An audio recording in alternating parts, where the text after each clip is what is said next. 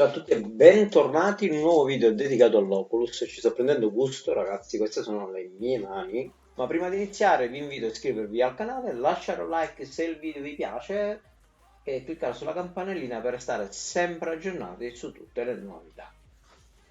Mano destra e mano sinistra. Abbiamo 4 comandi principali. Il primo comando si esercita unendo il pollice e l'indice e andiamo a provarlo subito e ci dà la possibilità di scorrere.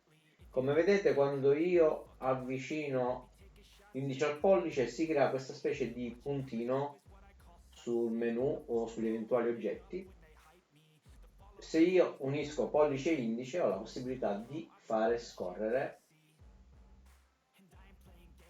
le applicazioni che mi interessano, in questo caso il menu.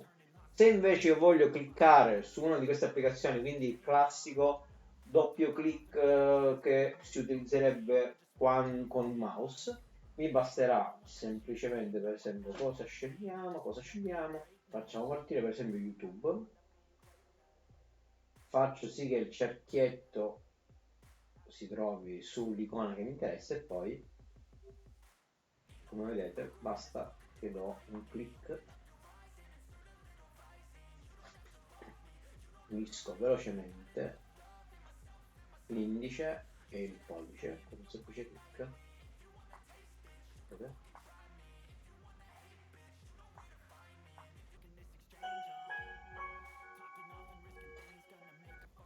Come dicevo, basta unire il pollice e l'indice per avere l'equivalente del clic col tasto sinistro del mouse.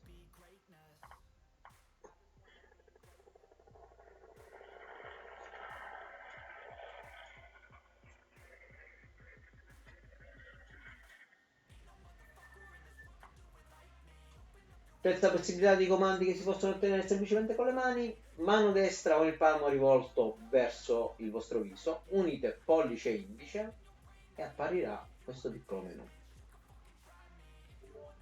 Eccoci qua. Possiamo fare esci e chiudiamo. Come dicevo prima, unendo il pollice e l'indice possiamo spostare. Ecco qua.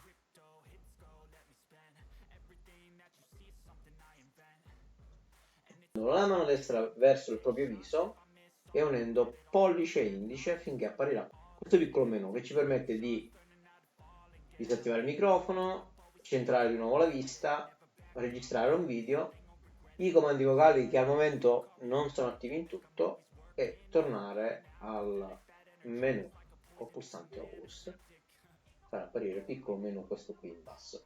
Molto probabilmente la gesture delle mani non è abilitata di default, quindi dovremmo andarla ad attivare manualmente. Per fare questo cosa dobbiamo fare?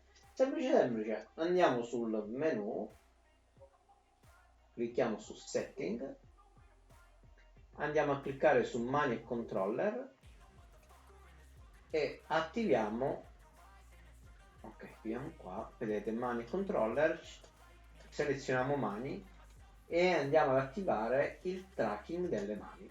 Possiamo anche invertire i comandi, quindi invertire il menu Oculus, invece di averlo sulla mano destra possiamo averlo sulla mano sinistra, ma questo è tutto a vostra discrezione. Con questo penso di aver concluso, vi invito naturalmente nuovamente a lasciare un like, iscrivervi al canale e cliccare sulla campanellina. Da Nico è tutto e alla prossima.